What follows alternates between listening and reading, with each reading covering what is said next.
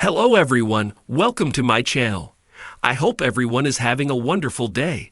Before starting the video, please go ahead and hit the subscribe button and give this video a like up. Jinger Duggar recalls bizarre moments during the family's show. Counting on alum Jinger Duggar is back with a new podcast episode with her husband Jeremy. The two have discussed many parts of their lives before meeting each other. But it seems there are still a lot of things fans didn't know about when Jinger was still filming for their reality show as a child. Keep reading to see Jinger's bizarre stories. Counting on. Jinger Duggar talks about her cousin Amy.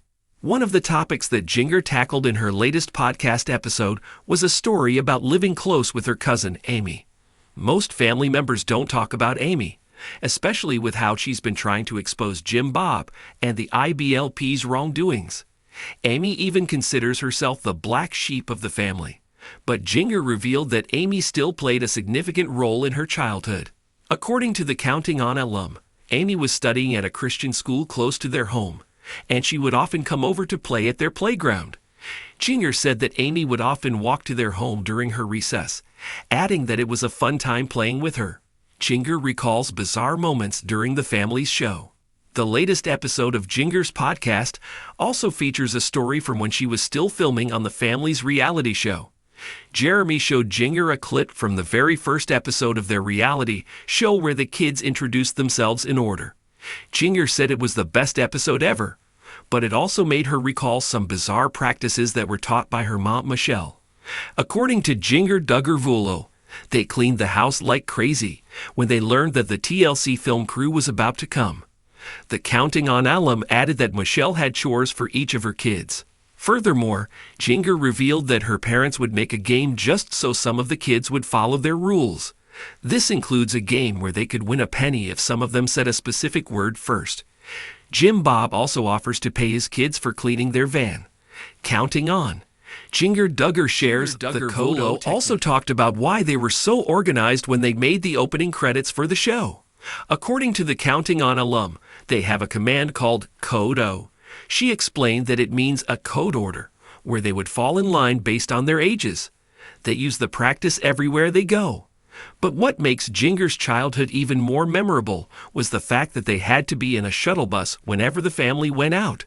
She continued, "So I think that's the fascination. Also, my mom having all of the kids is huge." Jinger also mentioned that being homeschooled was a unique experience, and it seems it's something she doesn't regret. Jinger Duggar recalls bizarre moments during the family's show. Growing up in the spotlight was never normal, and Jinger Duggar knows that better than most. As one of the many children featured on 19 Kids and Counting, Jinger's life was anything but conventional.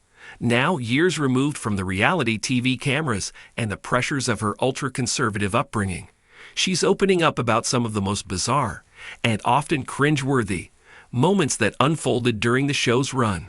In a recent interview, Jinger laughed as she recounted scenes that, at the time, seemed ordinary to her but now feel almost surreal. "There was this one time we were filming a family picnic," she shared. "It started out innocent. Blankets, sandwiches, the usual.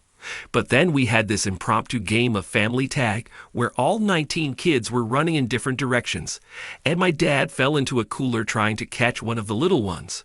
The producers loved it. They thought it was TV gold. While fans tuned in for the quaint charm and the oversized family dynamics, Jinger revealed that the behind-the-scenes reality was often chaotic and, at times, deeply uncomfortable. There was a moment when we were filming a birthday celebration, and they brought out this massive cake shaped like a Bible," she said. "We were supposed to act like it was this amazing surprise, but all I could think was, can we just have a normal cake like everyone else?" Jinger has grown more candid in recent years, particularly after publishing her memoir, where she detailed her journey away from the strict teachings of the Institute in Basic Life Principles, IBLP, the religious organization heavily promoted by her family. She described how some of the bizarre moments stemmed not just from the quirky family antics, but from the rigid rules imposed on them. "I remember having to refilm scenes because someone's skirt was too short, or what was considered too short by our standards back then," she recalled.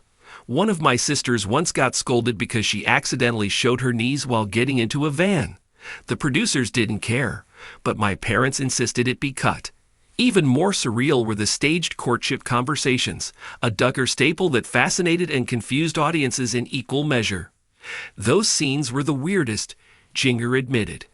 Everything was so formal and scripted, and yet we were supposed to act like this was how dating worked in the real world. I just wanted to laugh half the time. Now living in Los Angeles with her husband Jeremy Vulo and their daughters, Jinger has found freedom in questioning the beliefs she once followed without hesitation. But her memories of the show remain awkward, amusing, and often instructive. It was bizarre, yes, she said, but it was my life, and I've learned to look back with both honesty and a little bit of humor. From coolers to cake Bibles, Jinger's recollections offer a glimpse behind the curtain of one of reality TV's most unusual families, and the young woman who's still untangling the oddities of her televised childhood.